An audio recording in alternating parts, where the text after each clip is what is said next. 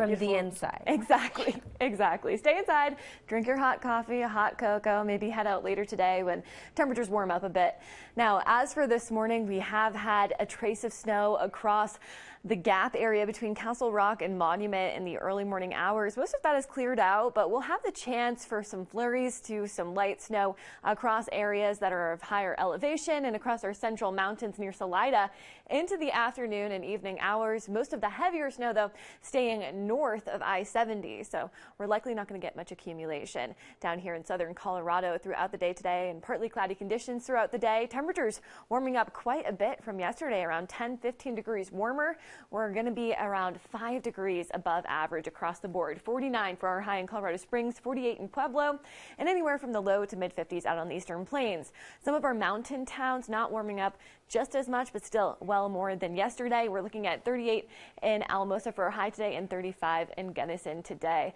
Now, as for overnight, it's not going to get quite as cold since we will have some of those clouds sticking around through the overnight hours, insulating us a bit and keeping some of the warmer temperatures in store through the night. So we're looking at 24 over Colorado Springs for our low tonight, and then 22 in Pueblo.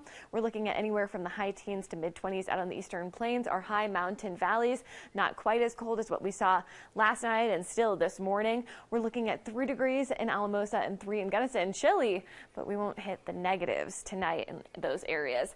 Now, as for tomorrow, it's almost a rinse and repeat when it comes to our chances of precipitation. Could see a flake or two in some of our central mountains, but most of that heavier snow, once again, staying north of I-70, and maybe some precipitation in places like Denver, but we'll likely stay dry down here in southern Colorado.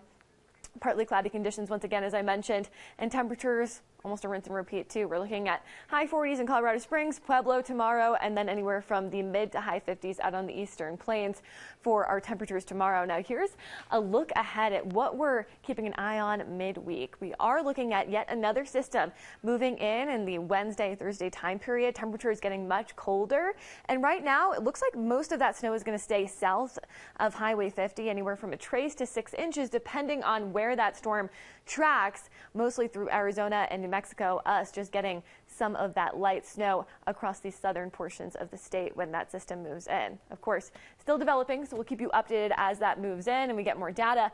Now, as for Colorado Springs, here's a look at your 7-day forecast.